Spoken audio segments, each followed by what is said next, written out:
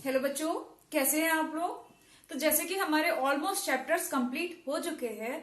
अगर आपका अभी भी कोई चैप्टर समझ में नहीं आ रहा है या कोई कॉन्सेप्ट समझ में नहीं आ रहा है किसी चैप्टर का, तो आपको प्लेलिस्ट बना दी गई है। आप प्लेलिस्ट में जाकर अपना चैप्टर देख सकते हैं। ठीक है। अगर आप चैनल पर फर्स्ट टाइम आए हैं तो प्लीज सब्सक्राइब करिए और शेयर करिए फ्रेंड्स में, जिससे कि बाकी बच्चों को भी हेल्प मिल सके। अगर आपको कोई डाउट है या कोई भी आपको कोई भी चैप्टर्स में कोई भी प्रॉब्लम है तो आप कमेंट में पूछ सकते हो। तो आज का टॉपिक है हमारा कि बच्चे रिवीजन करें कैसे, क्योंकि बच्चों को सबसे बड़ी दिक्कत यही रहती है कि कोर्स तो हमारा कंप्लीट हो गया, अब हम रिवीजन कैसे करें, कौन सा चैप्टर पहले करें कौन सा चैप्टर बाद में करें। ठीक है, तो देखिए हमारा स्टार्ट करते हैं हम मैथ्स को। तो देखिए, जब भी आप रिवीजन करने बैठे तो हम ऐसा चैप्टर पहले करते हैं कि जो बोर्ड में ज्यादा आता है, जिससे बोर्ड में यानी पेपर में आपको ज्यादा मार्क्स का आता है। तो सबसे पहले देखते हैं हमारे किस चैप्टर से कितने मार्क्स का आता है। देखिए, दो चर वाले रैखिक समीकरण युग्म यानी थर्ड चैप्टर और द्विघात समीकरण यानी फोर्थ चैप्टर, इन दोनों को चैप्टर से आपका 18 नंबर का आता है। ठीक है, यानी इन दोनों चैप्टर्स को मिला के आपका लगभग 18 नंबर का क्वेश्चन आते हैं। तो देखिए, दो चर वाले रैखिक समीकरण युग्म से सवाल किस तरह के आते हैं। एक तो सीधा आ जाता है कि आपको कोई सवाल दिया है, उससे बोलते हैं कि आप इसको बीजगणितीय रूप में लिखिए या आप इसको ग्राफीय विधि से हल करिए, यानी इसको ग्राफ वाले मेथड से। ठीक है। और दूसरा आ जाते हैं, जैसे सवाल आ गया, जैसे दो आयु वाला आ गया, बहुत सारे सवाल है, संख्याओं वाला आ गया, चाल वाला आ गया, नाव की चाल वाला। ठीक है, उस तरह के सवाल आ गए और बोलते हैं कि इसको हल कीजिए। हल का मतलब उसमें एक्स और वाई के मान निकाल लें। तो देखिए, आपको 3 विधियां कराई गई हैं, विलोपन, प्रतिस्थापन, वज्रगुणन विधि। तो इन तीनों विधियों से आप किसी भी विधि से हल कर सकते हैं। अगर सवाल में लिख के आते कि विलोपन विधि लगाए या प्रतिस्थापन या वज्रगुणन, अगर आपको विधि का नाम लिख के आ जाता तब तो आपको उसी विधि से ही करना होगा। अगर कोई नाम नहीं लिख के आता, सीधे बोलते कि हल कीजिए, तो आप विधि आपको अच्छे से आती है उससे आप हल कर सकते हैं सीधा। आपको और एक तरह से ऐसे भी आ जाता है, दो समीकरण आपको दे दिए दो चर में यानी एक्स वाई में, तो आपको सीधे बोला हल कीजिए, तो आप हल कर देंगे, कोई भी विधि आप लगा सकते हैं। आप देखते हैं द्विघात समीकरण से सवाल किस तरह के आते हैं। नाम से ये द्विघात समीकरण, तो सबसे पहले तो आपको फैक्टर आने चाहिए, गुणनखंड कैसे करना है। ठीक है, अगर आपको भी फैक्टर नहीं आता तो फैक्टर अच्छे से करिए। द्विघात समीकरण से कभी कभी सीधे आ जाता है कि इसके गुणनखंड यानी इसके मूल निकालिए। मूल निकालना हल करना एक ही बात होता है, यानी जो हमारा फैक्टर है वो करने आपको। ठीक है, उसके बाद आपका आ जाता है मूलों की प्रकृति बताइए। कोई भी समीकरण दे दी, उसमें पूछता है इसके मूलों की प्रकृति बताइए, तो मूलों की प्रकृति के लिए आपको उसकी सारी कंडीशंस याद होनी चाहिए। तीसरा आ जाते हैं कि मूल बराबर हो, तो कोई भी आपका नियतांक होता है, यानी के कुछ भी होगा, के हो ए हो उसका, कि अगर मूल बराबर है तो उसका मान निकालिए। इस तरह के सवाल आते हैं द्विघात समीकरण से, तो इनको आप अच्छे से कर लीजिए। इन दोनों चैप्टर्स को मिला के आपका लगभग 18 नंबर का आ जाता है। उसके बाद हम कौन सा चैप्टर करें, तो उसके बाद हम करेंगे सांख्यिकी।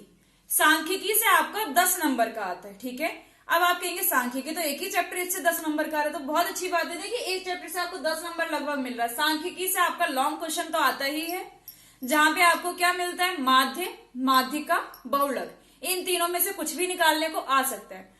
और सबसे बड़ी चीज क्या होती है, 10th क्लास के बच्चों को प्रेशर बहुत होता है बोर्ड एग्जाम का, उन्हें डर बहुत होता है कि हमसे गलती ना हो जाए। जब आपके अंदर ये डर बैठा होता है ना कि हमसे गलती ना हो जाए, तब आप अक्सर गलतियां करते हो। अक्सर गलतियां बच्चे क्या करते हैं, पेपर में क्वेश्चन लिखा, क्वेश्चन ऊपर का पढ़ लिया, पूरा क्वेश्चन पढ़ते ही नहीं है जल्दी की वजह से कि पेपर कहीं छूट ना जाए। तो ऐसा कभी ना करें, क्वेश्चन अच्छे से पढ़िए, क्वेश्चन को समझिए, क्वेश्चन पूछ क्या रहा है। कभी कभी माध्य माध्यिका बहुलक वाले सवाल में टेबल दिया होता है, बच्चे क्या कहते हैं, सोचते हैं इसमें माध्य निकालना है, फट से माध्य निकाल देते, और आपको ये भी नहीं पता होता कि पूरा पढ़ते नहीं, थोड़ा सा पढ़ लिया, ऊपर का टेबल देख ली, करने लगते हो। तो सवाल पूरा पढ़िए, देखिए माध्य पूछ रहा माध्यिका या बहुलक, फिर उसके बाद हल करिए। जल्दबाजी नहीं करनी है, क्योंकि जरा सी जल्दबाजी आपका पूरा क्वेश्चन आता हुआ भी गलत कर देगी। ठीक है, तो माध्य, माध्यिका, बहुलक का फॉर्मूले अच्छे से याद करिए। फॉर्मूलों में कंफ्यूजन नहीं होना चाहिए कि माध्य का फॉर्मूला माध्यिका में लगा दिया, माध्यिका का माध्य में, अच्छे से फॉर्मूला, क्योंकि इस चैप्टर से आपका 10 नंबर का तो आता ही आता है, लॉन्ग क्वेश्चन आता है, तो इसको अच्छे से करिए। उसके बाद कौन सा चैप्टर करें, तो उसके बाद देखिए क्षेत्रफल वाला चैप्टर, इन दोनों चैप्टर से मिला के भी 10 नंबर का आता है। वृत्तों से संबंधित क्षेत्रफल, इसमें भी आपको फॉर्मूले हैं, त्रिज्यखंड का क्षेत्रफल, ठीक है, या चाप की लंबाई, ठीक है, या वृत्तखंड का क्षेत्रफल। यहां से तो आपको यही देखने को मिलता है, या तो आपको कभी कभी डायग्राम दिया होता है उसमें बोल देता है शेडेड रीजन यानी छायांकित भाग का क्षेत्रफल निकालिए, या आपको सवाल दिया होता है लैंग्वेज में, उसमें बोलते हैं कि त्रिज्यखंड का निकालिए या वृत्तखंड का क्षेत्रफल निकालिए। नेक्स्ट आता है आपका पृष्ठीय क्षेत्रफल और आयतन। पृष्ठीय क्षेत्रफल और आयतन में आपको कौन कौन सी घनाभ, घन, वेलन, शंकु, गोला ये सब कराए गए हैं, तो इनसे अच्छे से करिए, और छिन्नक, ठीक है, इसमें से कोई भी आपका आ सकता है, ठीक है, क्षेत्रफल और आयतन से। तो ये भी, इसके भी आपको क्या होने चाहिए, सभी के फॉर्मूले अच्छे से याद होने चाहिए। फॉर्मूला आपको याद है तभी आप इसमें भी कर पाएंगे, क्योंकि अगर इसका फॉर्मूला याद नहीं है तो आप कितना ही आता हो नहीं हो पाएगा। तो इनके भी फॉर्मूले आपको इन दोनों चैप्टर से आपका लगभग 10 नंबर का मिल जाता है। इसके बाद हम करेंगे त्रिकोणमिति। त्रिकोणमिति के दोनों चैप्टर से भी आपका 10 नंबर का आता है। एक तो त्रिकोणमिति का परिचय यानी 8 चैप्टर, और दूसरा ऊंचाई एवं दूरी। ऊंचाई एवं दूरी से ज्यादातर आपका लॉन्ग क्वेश्चन ही आता है, और त्रिकोणमिति का जो परिचय है वहां से आपको छोटे छोटे क्वेश्चन देखने को मिल जाते हैं 2-3 नंबर के, ठीक है।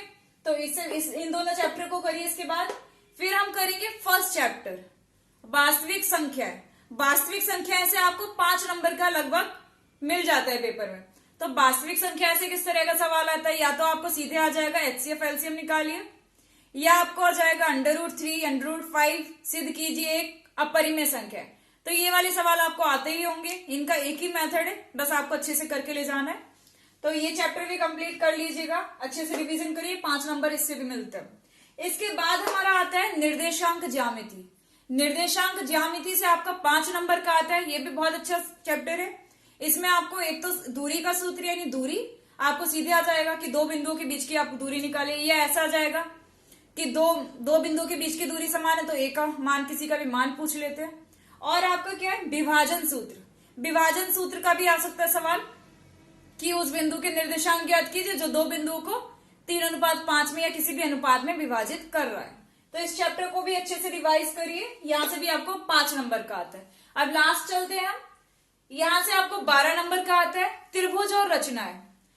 त्रिभुज और रचनाएं यहां से आपको 12 नंबर का मिलता है। तो देखिए रचनाएं वाला चैप्टर आप लास्ट में ही करिएगा, क्योंकि लास्ट में करेंगे तो एग्जाम के पास करेंगे तो आपको ध्यान भी रहेगा, और रचनाएं आपको एक बार तो कर ही चुके होंगे, दोबारा रिवाइज करेंगे तो आपको इतना ज्यादा टाइम रचनाओं में तो नहीं लगेगा, लेकिन हाँ त्रिभुज में आपको थोड़ा टाइम लगेगा, क्योंकि त्रिभुज में थोड़ी प्रमेय वगैरह है, जैसे कि थेल्स प्रमेय सबसे इंपॉर्टेंट है। त्रिभुज का सवाल सिंपल आ जाता है, या तो थेल्स प्रमेय को प्रूव आ जाता है सीधे कि थेल्स प्रमेय प्रूव करिए, या फिर आपका थेल्स प्रमेय का यूज करके कोई भी सवाल त्रिभुज का आ जाता है। तो ये तो हमारा था कि हमें किस तरह से रिवीजन करना है मैथ्स का, कौन सा चैप्टर पहले करें कौन सा चैप्टर बाद में करें, तो वो भी आपको समझा दिया गया कि कितने कितने नंबर का किस चैप्टर से आपको आता है। तो अब हम देखिए, आप लोग की सबसे बड़ी दिक्कत ये होती है कि आप लोग रिवीजन करने बैठते हैं, बहुत से बच्चे क्या होता है सवाल कॉपी खोली ठंडे हाथ अंदर कर लेते हैं और बस पेज पलटते पलटते कि ये भी आता है ये भी आता है, आलस के चक्कर में आप सवाल कोशिश नहीं करते हैं सॉल्व करने की। तो देखिए अगर आप अभी सॉल्व नहीं करेंगे तो आप जब पेपर में करने बैठेंगे ना तो आपका अटकेगा क्वेश्चन। मैथ्स में जितना ज्यादा रिवीजन करेंगे यानी सॉल्व कर करके करेंगे ना रिवीजन, उतना ज्यादा आपको अच्छे से आएगा और आपका पेपर में कोई भी सवाल गलत नहीं होगा। तो अगर आप ऐसे करते कि आप देखते जाते कि ओरली देखते जाते और आपको लगता है कि वो आता है और आप सॉल्व नहीं करते, तो ऐसा मत करिए। हाँ जो इजी सवाल है अगर उन्हें नहीं करते समझ में आ रहा है, लेकिन जो लॉन्ग क्वेश्चन है उनको जरूर सॉल्व करिए, ठीक है। और अब देखिए हमारे एग्जाम्स जो बोर्ड्स के थे, पहले तो सुनने में आ रहा था मार्च में होने वाले, लेकिन अब सुनने में आ रहा है कि फरवरी के लास्ट फरवरी में भी शुरू हो सकते हैं। तो आप फरवरी को काउंट मत कीजिए कि आपके पास है, क्योंकि अभी आपका यूपी बोर्ड में बहुत कम ही जगह प्री बोर्ड हुआ है, अभी आपका प्री बोर्ड भी बचा है। तो क्योंकि जब प्री बोर्ड होता है उस टाइम तो आपको भी पता है कि आप प्री बोर्ड की ही तैयारी करते हो, पूरी फोकस नहीं कर पाते बोर्ड एग्जाम्स पे, है ना। तो आपका जितना भी टाइम बचा ये जनवरी का ही समझिए, क्योंकि फरवरी के टाइम को काउंट मत कीजिए। जो फरवरी का एक्स्ट्रा टाइम जितना भी मिल जाए, जितना लेट पेपर शुरू होगा, जितना भी आपको टाइम फरवरी का मिल रहा है वो आपका क्या है बोनस टाइप से समझिए, उसको आप आगे ऐड करिए। लेकिन अपना जितना भी रिवीजन आपका बचा है उसको जनवरी में ही फिनिश करिए। उसके लिए आप ये मत सोचिए कि आपके पास फरवरी के इतने दिन है, आपके पास फरवरी का कोई दिन नहीं है रिवीजन के हिसाब से। वो तो आपको बाद में जो चीज नहीं आ रही वो आप दोबारा रिवीजन करिए, दोबारा से देखिए, पूरा फिनिश करिए जनवरी में। तो ठीक है, आपको समझ में आ गया होगा। अगर अभी भी रिवीजन करना स्टार्ट नहीं किया है तो बहुत बड़ी गलती कर रहे हैं आप लोग, क्योंकि पेपर बहुत पास आ चुके हैं। तो जल्दी से जल्दी अच्छे से रिवीजन करिए, बहुत बढ़िया से मेहनत करिए और एग्जाम्स में बहुत अच्छी परसेंटेज लेकर आइए। और एक चीज, आप केवल एक ही सब्जेक्ट को लेकर ना बैठे। होता है बच्चों में मैथ्स नहीं आ रही, मैथ्स को ही लिए बैठे हैं, बाकी सब्जेक्ट पे ध्यान कम दे रहे हैं। अब आपका पीक टाइम आ गया है, इस टाइम आपको सभी सब्जेक्ट्स को टाइम देना है, ठीक है? क्योंकि आपकी जो परसेंटेज होती है ओवरऑल आती है, यानी सभी सब्जेक्ट की मिलके ही तो आपकी परसेंटेज आती है। एक सब्जेक्ट तो परसेंटेज देता नहीं है। तो सभी सब्जेक्ट्स को अच्छे से करिए। मैथ्स को थोड़ा ज्यादा टाइम दीजिए क्योंकि मैथ्स में टाइम लगता है।